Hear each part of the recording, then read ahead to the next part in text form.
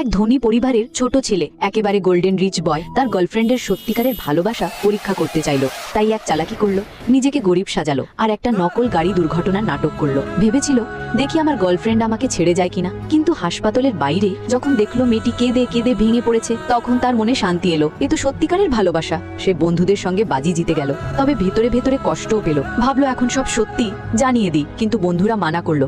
আরও পরীক্ষা করা যাক। এক বন্ধু ডাক্তার সেজে মেয়েটিকে বলল, তোমার বয়ফ্রেন্ড কোমায় আছে, একেবারে সিরিয়াস কন্ডিশনে চলে গেছে, অপারেশনের জন্য 10 লাখ টাকা লাগবে, তারপরেও তার বাঁচার সম্ভাবনা খুবই কম। ভাবা হয়েছিল মেয়েটি ভয় পেয়ে পালিয়ে যাবে, কিন্তু তখনই মেয়েটির বাবা মা এসে গেলেন। তারা তো ছেলেটিকে নিজের ছেলের মতনই দেখে এসেছেন, তাই বললেন বাড়ি বেচে দিয়ে হলেও আমরা তাকে বাঁচাবো, কখনো হার মানতে নেই। ডাক্তার সেজে থাকা বন্ধু আবারও বলল, 1 সপ্তাহের মধ্যে টাকা আনতে হবে, না হলে পেশেন্টকে বাঁচানো অসম্ভব। মেয়েটির বাবা, যিনি নিজেও অসুস্থ ছিলেন, টাকা জোগাড় করতে নির্মাণ কাজে গিয়ে কাজ নিলেন, কিন্তু দুর্ভাগ্যক্রমে সেখান থেকে 2 তলা উঁচু থেকে পড়ে সঙ্গে সঙ্গেই মারা গেলেন।